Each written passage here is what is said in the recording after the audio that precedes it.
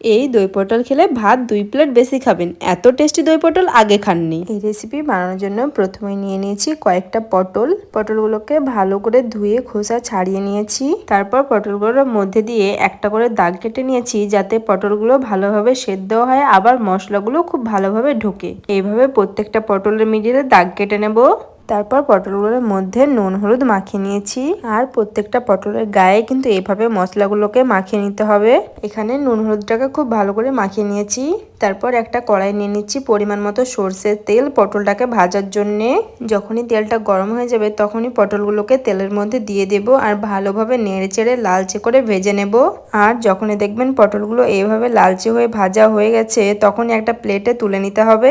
দেখুন আমি সব পটলগুলোকে একটা প্লেটে তুলে নিয়েছি। এদিকে পটলটা ভাজতে ভাজতে কিন্তু এখানে প্রায় 50% মতো সিদ্ধ হয়ে গেছে। অন্যদিকে একটা বাটিতে প্রায় 3 চামচ টক দই, হাফ চামচ জিরা গুঁড়া, হাফ চামচ ধনে গুঁড়া, অল্প একটু হলুদ গুঁড়া আর অল্প কাশ্মীরি লাল লঙ্কার গুঁড়ো মিশিয়ে নিলাম। আর মশলাগুলোকে দিয়ে দইটার সঙ্গে খুব ভালো করে মশলাটা ফেটিয়ে নিতে হবে। একদম এইভাবে ফেটিয়ে নিতে হবে। দইটাকে যত বেশি মশলার সঙ্গে ফাটাবেন তত কিন্তু এই রেসিপির টেস্টটা আরো বেড়ে যাবে। আর পটল ভাজার ওই একই তেলে ফোড়নে দিচ্ছি 2টো শুকনো লঙ্কা, একটু গোটা জিরে, 3টে কাঁচা লঙ্কা আর গ্রেট করা একটু আদা। এটাকে খুব ভালো করে নেড়ে চেড়ে লালচে করে ভেজে নিতে হবে। যখনই লালচে করে ভাজা হয়ে যাবে তখনই যে আমরা দইয়ের মিশ্রণটা বানিয়ে রাখলাম সেই মিশ্রণটা এর মধ্যে দিয়ে দিতে হবে।